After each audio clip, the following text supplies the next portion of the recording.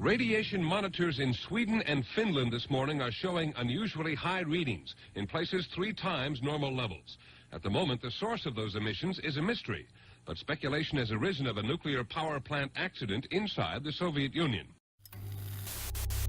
It may seem difficult to believe, but we know more about this nuclear accident than the people living in the Soviet Union. The Soviet media downplaying the disaster, keeping the people there in the dark. На Чернобыльской атомной электростанции произошла авария. Поврежден один из атомных реакторов. Принимаются меры по ликвидации последствий аварии.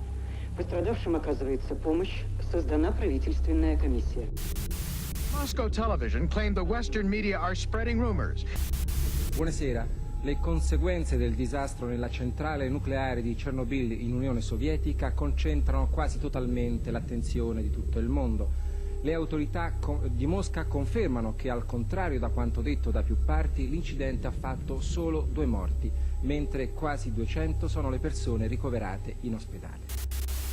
All day there was speculation that a meltdown had occurred in a second reactor at the Chernobyl complex. Tonight, however, that seems unlikely.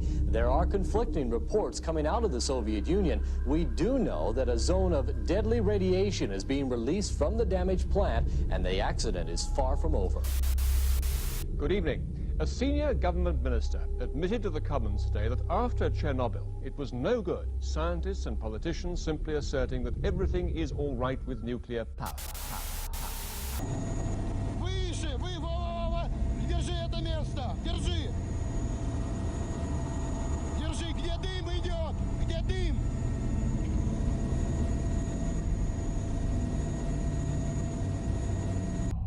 This is what the Soviet government tried to cover up. A catastrophic nuclear accident, something the world had never seen before. Reactor 4 at the Chernobyl nuclear power plant had exploded, releasing lethal amounts of radiation into the atmosphere. In this control room, Leonid Toptonov, a young but senior technician, began an experiment which led to an extremely unstable reactor configuration. To this day, many of the switches remain untouched, still in the same position they were the morning of the accident. As the reactor core lay exposed, a plume of highly radioactive smoke continued to rise into the skies. Nuclear fallout from the explosion was initially spread hundreds of miles, carried by the wind in clouds. Neighbouring towns and cities were heavily contaminated. However, nearly 1,000 miles from Chernobyl, Sweden was the first country to detect that something disastrous had happened. The fallout had even reached the United Kingdom. North Wales had been contaminated the worst, and even to this day, 330 hill farms have restrictions on them. The darker orange areas of this map are badly contaminated, and the red areas are severely contaminated with cesium-137, an isotope released into the atmosphere by the reactor explosion. Pain and suffering, and all caused by an invisible force. Known as background radiation, it is constantly present in the environment of Earth, which is emitted by natural and artificial sources. A normal background radiation level is considered to be between 0.10 and 0.30 microsieverts. These tanks were used during the evacuation of Chernobyl and Pripyat. Here it's already 16, yeah, but closer it's increasing, 9, so it's already 90 times more than normal. But I think it's absolutely enough.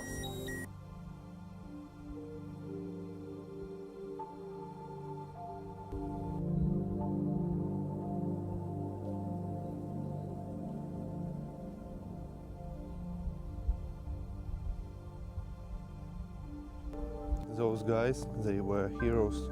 Those 28 firefighters, they came first. They came 2 minutes after the blast, so they didn't know anything about radiation. They didn't have any protection, and they received huge doses of radiation, then died a couple of weeks after.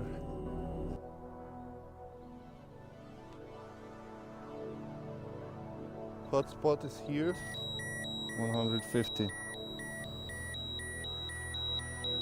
64.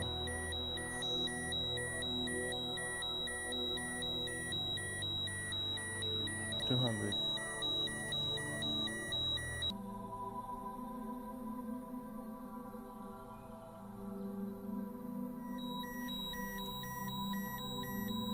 3.4, 3.5, 6, 8, 6 milli, 6.2. Enough. Pripyat was founded in 1970 to house workers for the Chernobyl nuclear power plant. It was officially proclaimed a city in 1979, but was abandoned following the Chernobyl disaster. The day after the accident, the City Council of Pripyat informed its residents the need to temporarily evacuate due to deteriorating radioactive conditions. They recommended its people to take their documents, some vital personal belongings, and to ensure that lights were turned off, electrical equipment and water off, and windows shut. It was a period of Cold War between USA and USSR. So every school, every kindergarten had storage with the gas masks. See, it's a little size, so for children.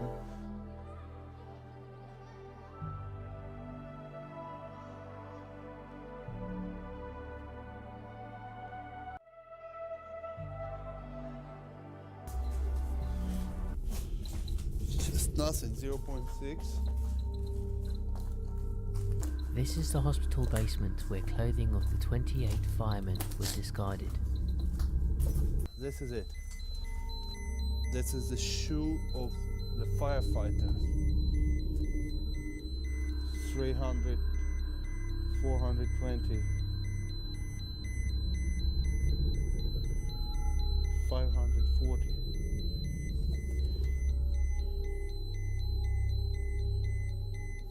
500. Robe of the firefighter. 170. This is it. This is a room with clothes. 100, 200 micro zivets.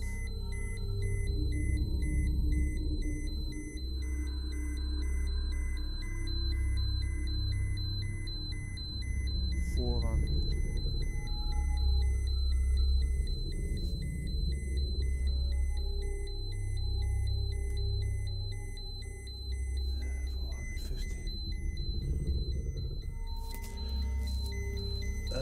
Extremely radioactive place. It's very, very contaminated. Imagine how much they received.